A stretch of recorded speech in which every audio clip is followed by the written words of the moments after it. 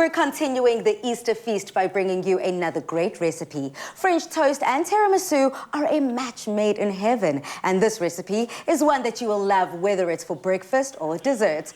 Coffee, vanilla and maple syrup flavors ooze through a battery-rich brioche bread, creating the perfect French toast. How decadent. The perfect French toast. You had me at perfect French toast because I think that I've said this before, French toast never used to be one of my favorite things, but just knowing that now I can enjoy it and put a twist on it like this. We're talking tiramisu French toast. And no, we're not including tira here. He's had no tiras were harmed in the making of this tiramisu French toast. But let me get it. Tiramisu.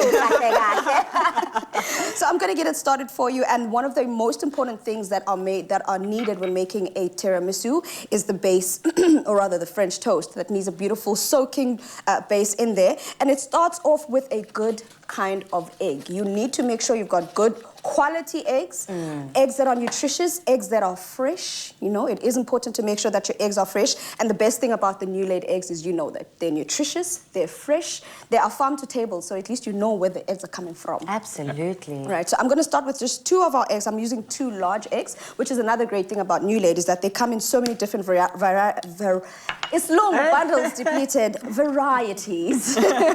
We've got the large, we've got the extra large, we've got quite a couple of different sizes over there. Okay, I love that. And here on your station, Chef Jay, what are you whipping up? So, you know, we're doing tiramisu-styled French toast, and I love this. You know, I love Easter because it just gives you sort of a chance to reinvent it. You know, every year it's a holiday we have every year, and it's a nice chance to sort of see what you can do with your ingredients. And I think French toast is the perfect way to, you know, it's so versatile. So we're going to do a play on the tiramisu today. So we're doing a mascarpone style filling. So I've just got some mascarpone in the bowl there. I'm going to add some pre-whipped cream, whip it up with some icing sugar, and it is as simple as that. I've got some vanilla bean, which is beautiful. You know, you get those speckles of vanilla in. Yeah.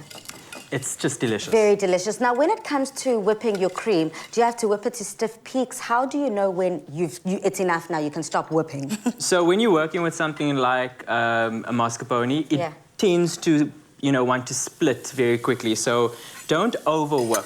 You know, rather under whip, and then if you want it to be a bit, you know, voluminous and, you know, like thick and creamy, you can always go in with whipping it some more. Right. So I like to actually just use a plain old hand whisk. It gives you more control over what you're doing in the kitchen and, you know, less stress about splitting it at the end of the day. I got you. Okay. And at the end of the day, Utumi made the joke of it, tiramisu. But if people don't understand where that comes from, a tiramisu, and why is it so popular, especially here in South Africa? It is actually an Italian coffee-based dessert. And I'm glad that you touched on that because that's the next ingredient that goes into my base here. I've got my eggs that I've whisked up, and then I'm adding my coffee base. I'm using espresso powder here. Whatever coffee you have in the house, I mean, it doesn't have to be an expensive brand. You can just use any kind of coffee you have.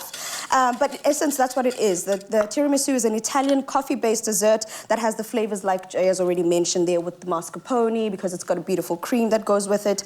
And all we're doing is that normally it's layered with ladyfingers and the cream and then topped with some coffee powder, even at the end, or some cocoa powder. We are just dissecting it and deconstructing it by putting the base and then the cream and then the base and then layering it up. But instead, we're using French toast instead of the ladyfingers. Absolutely. And I like that you're using brioche because it's that nice enriched bread.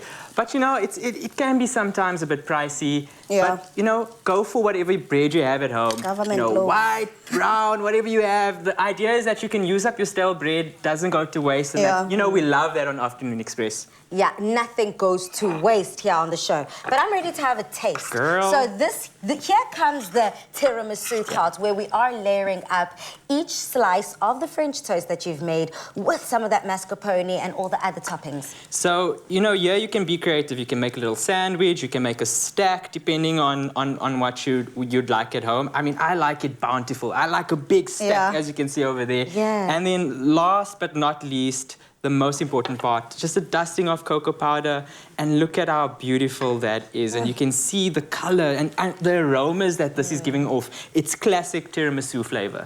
Love that. Put those finishing touches on that bad boy. This is such a great and versatile recipe with so many variations and flavors that you can make. For this recipe, head over to afternoonexpress.co.za. So 10 out of 10. Someone is having a good time.